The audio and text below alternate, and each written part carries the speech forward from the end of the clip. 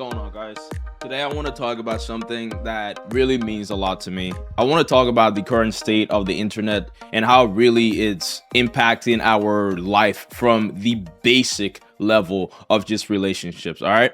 I was scrolling on Instagram about a couple hours ago, and I came across these sort of videos. These videos are supposed to help people understand relationship, navigate their lives. The issue I'm seeing with it is people basically wrapping their life experiences into the summary of what everybody else should be. They're trying to create a space where everybody sort of is the same, and they don't understand nuances in people's identity, in people's stories. So this first video we're about to watch is someone telling you how to go about your life as a man. Men don't marry the love of their lives. That's something that women do. Men marry the woman who is there when they're ready. This one's gonna sting, but let's be honest. Men don't marry for magic, they marry for timing. Women fall when it feels right. Men commit when it makes the most sense. I'm not saying we don't love deep, we just don't lock in until our foundation's built. Because real men know, love without structure is a liability. You could be the perfect woman, soft, supportive, aligned in every way. But if he's 24 years old, broke, and still figuring himself out, he's not choosing forever, he's choosing survival. That's why he circles back at 34, more stable, more sure. Suddenly, she's the one. It was never her to begin with. It was him, his readiness, his clarity, his nervous system finally saying, I can carry this. So if you're waiting on a man to wake up, you might be mistaking chemistry for capacity. Because men don't marry the love of their life. They marry when their life can hold love.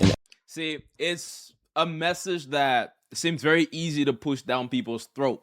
All right, like, pause. But it's a message that's so simple anyone can take and run with. If you're a guy, if you're younger, if you're very easily influenced by people like this on the internet. And what this guy is saying can be applied to some people's life. It can be applied to a lot of men's life. But there are also a lot of men out there who this doesn't apply to as well. This statement here is being said in a way that is the core fact. There is no black and white. Men have to do this. Men can settle down at ages of 24.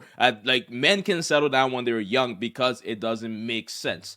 Like, this is the idea that I'm getting from the video, and I just feel like it's wrong, right? There are people out there that can live their lives in completely different ways. People can flip this script. Some men like to get set up early, right? You get a girl around the age of 22, 23, right? Out of college, you already have a set core person around you that can help build you up as you go through life. There's a whole nother advantage of that. And my fear is people, young men, even young women seeing this and then seeing that this is the norm because it's on Instagram, is being pushed to them, it has a lot of views, could really shift their narrative about relationship. Why do you think a lot of us in this generation who grew up on the internet are struggling with relationships? Because we have all these other people's opinions, these people that we don't know, these people that have completely different life experiences than us, telling us how to live our lives. I want you guys to hear these things on the internet, but also know that these people are influencers. They're getting paid to push these things to you. And even if they're not getting paid, right, they're highly motivated by their own life situation. They're highly motivated by what they have been through. So there is a huge advantage as a guy starting out early. The best time you're going to have women around you who are in your similar situation, who are building up as you, or women, like if you go to college, right? Women that don't have that much responsibility, who are younger like you. That's the best time, in my opinion, to really start to settle down. That's the best time to really build your wealth. What these people don't hit on also, right, is men who find a stable relationship earlier on in life instead of postponing it and building alone usually build better things because it isn't just for you. You aren't just selfish. You also learn to live with a person. You build a core skill. You become trustworthy because you can stick by someone's side. You can be loyal with someone for your formative years. All of these things are benefits that these people won't tell you. Now, another part of this, right, is the counter. The people who are doing the counter of these things, like they're always fighting each other. Like the last guy said, right, you can take your time to settle down. And there's a lot of merit to that. But there are people who will come on the other side and say, he is completely wrong. I am pushing the right message. I don't know if I'm pushing the right message, but this is just another example I want you guys to see. Men don't marry the love of their lives. That's something that women do. Men marry the woman who is there when he is ready. Wrong. But science can help you know the truth. 3 consensus level scientific findings you should know. I'm Max Butterfield, doctor. Okay, this is all going back to the men don't marry for love and all of that, right? You see how stupid that sounds? Like, it's a message that's easier to take in. He's like, oh, yeah, man, I'll marry when I'm perfect, when I have everything built, when I have all these things, right? And then you marry, and then you say, oh, the girl only liked me because I have all these other things. She doesn't love me for me. You see how stupid it is, right? There are advantages to both, and this guy is going to give you facts as to why the other people are wrong without acknowledging some of the good things that they said. So these things are there to promote this kind of bubble. I always say this when I speak about internet things, right? This is promoting another sort of bubble that people just they just stick on their side and never want to understand the nuances in life. They try to make everything a box around a specific idea and make everyone slow, to be honest. Now, the next one I want to talk about is people telling men how to actually live, right? People on the internet, I can relate to a man because I'm a man. People telling men what to do, how to be confident, just listen to this, bro. Number 1 habit of a confident man, they don't explain themselves. Boom.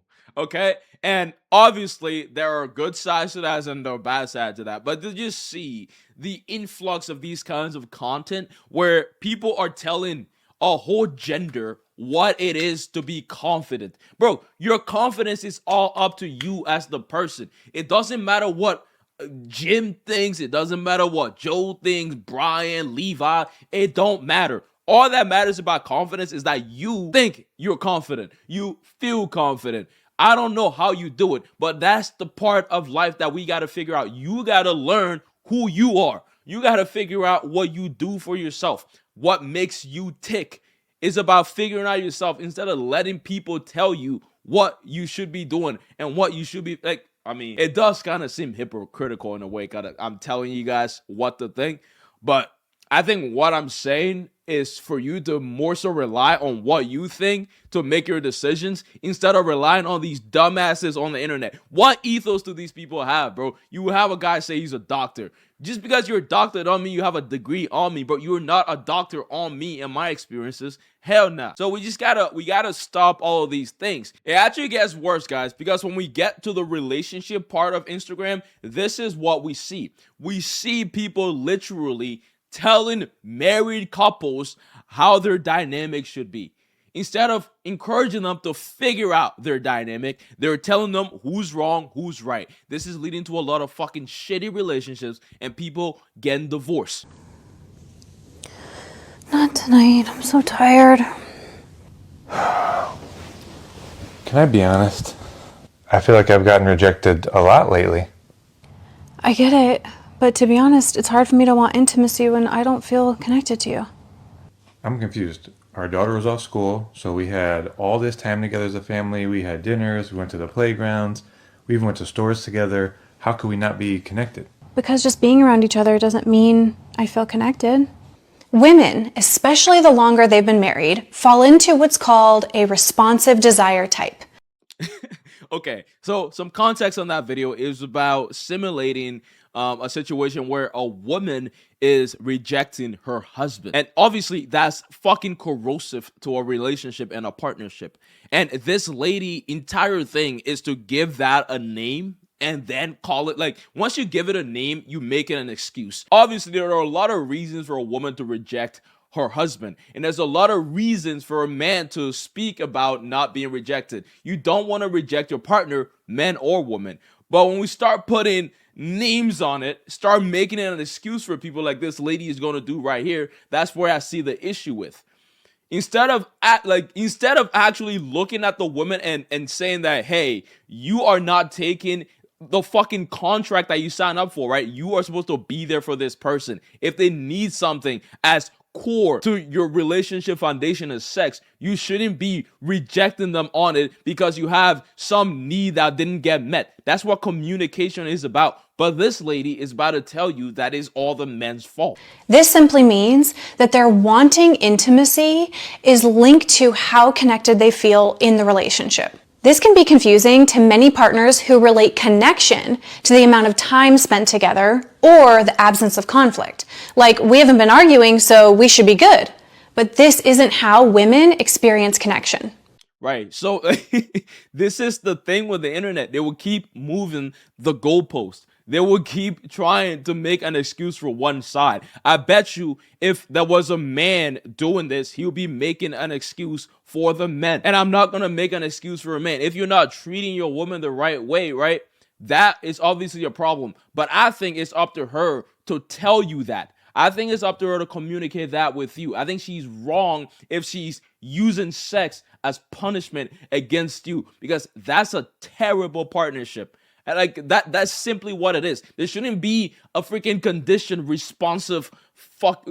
You should be responsive when your freaking partner wants sex. You should be responsive. If you can't do it, tell them, hey, I can't do it because so and so. And then help them understand. If you can't do it because they did something fucked up to you or they did something that you didn't like, you go ahead and tell them, hey, you did this to me, I didn't like it.